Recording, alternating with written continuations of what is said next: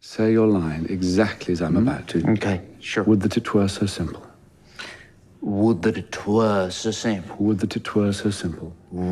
Would that it were... Why do you say that? Why do you say twere? Well, you said say it like I said it. Yes, but Would that it were so simple. Trippingly. Would that it were so simple. Trippingly. No, don't say trippingly. Say the line trippingly. Gosh, I can't seem to cinch my saddle up on this, Larry. Would that it were so simple. Would that it were so... Calm down. Hey guys, welcome to a new episode of AB in the Films. Well, I just got back from the theater seeing the new Coen Brothers film, Hail Caesar, and it was okay.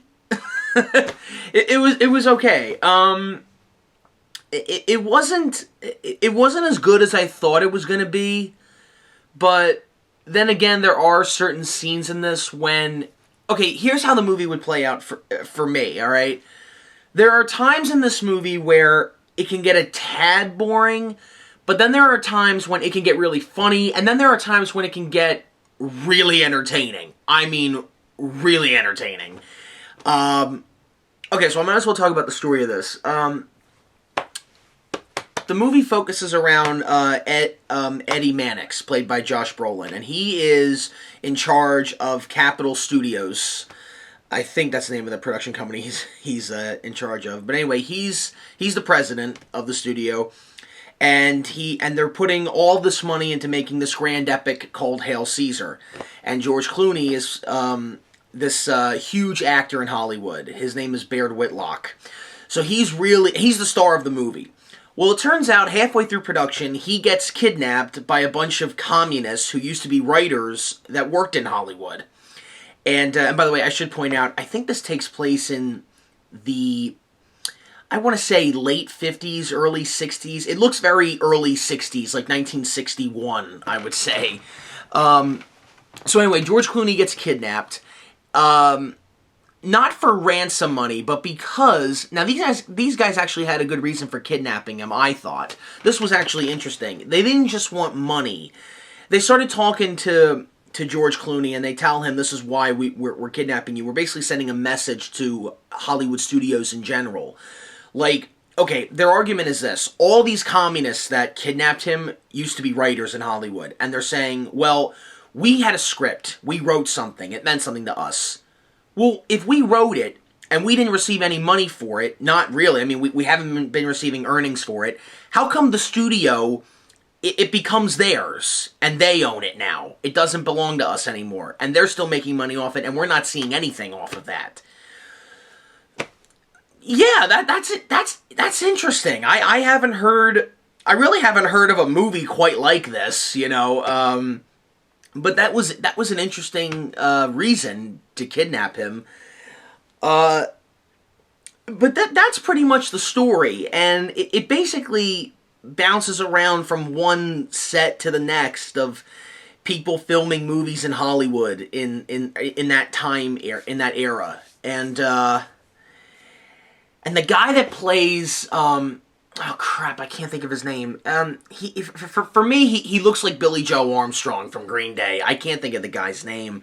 The scene with him and Ray Fiennes in the trailer, it's in this movie. I was cracking up so hard to that. I find that funny. That's hilarious to me.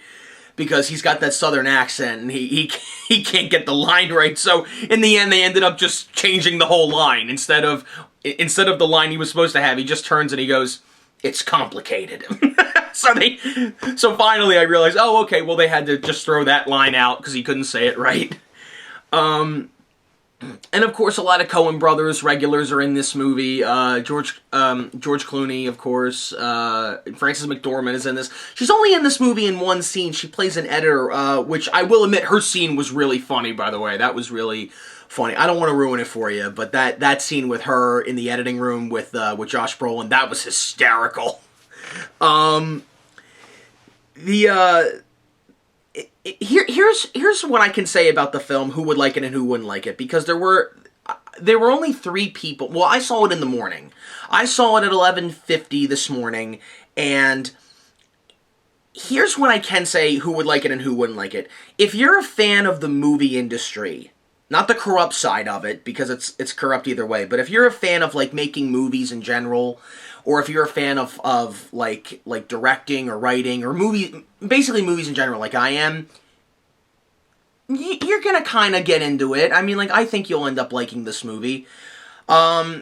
I had one guy that was sitting in the theater, because I wait till after the credits are done to leave the movie. Not because I'm waiting for a scene at the end, okay? I'm not. I know how hard it is to get a movie made, guys.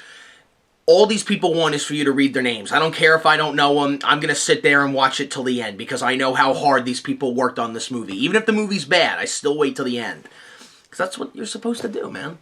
So, this guy in the theater, he comes walking out. He was one of the last ones to leave, and he looked at me and he said, "Boy, this movie's going down faster than that submarine in that earlier in that scene."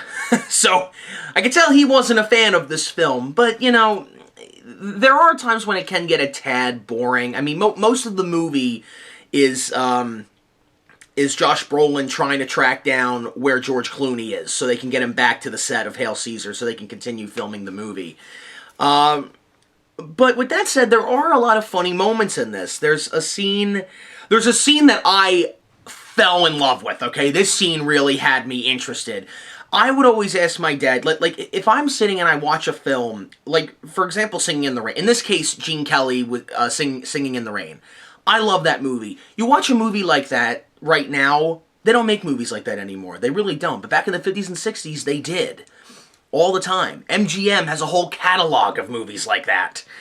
And you watch a movie like that and you wonder, they don't make movies like that anymore. This movie has a scene much like every Gene Kelly movie had. Okay, and it's with Channing Tatum. And it's awesome. Okay, it's this whole song and dance sequence of Channing Tatum and his shipmates going out to sea, and they're singing this song. I think the song was No Dames. By the way, that was a good song. And it's him getting up on the table in this bar, and they're doing all this tap dancing, and I felt like I was watching a movie again.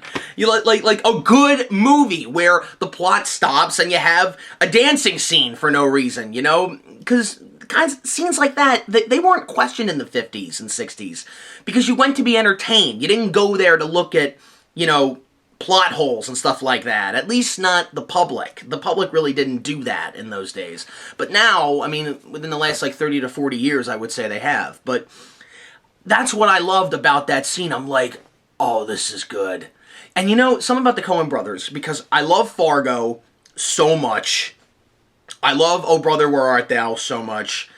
Big Lebowski I thought was really good. Like, the Coen Brothers, these guys know how to make a movie. They know how to make a movie. They are fans of Hollywood, and this movie shows it. Now, I'm not saying this is a great movie and everyone's going to enjoy it. No. Some people are going to get turned off by this movie. But if you're a fan of those kinds of things in movies, chances are you're going to like this movie. I enjoyed it. I enjoyed this movie. I'm glad I saw it. Okay, would I see it again? No. Would I own it on DVD or Blu-ray? Maybe. But it was enjoyable. I did like it. There are scenes in this movie I really do like. And it can be funny. It can be very funny. So yeah, those are my thoughts on Hail Caesar. I hope you guys check it out. If you don't want to, that's fine. Yeah, that's what I thought of Hail Caesar. I'll see you guys in the next review. Later.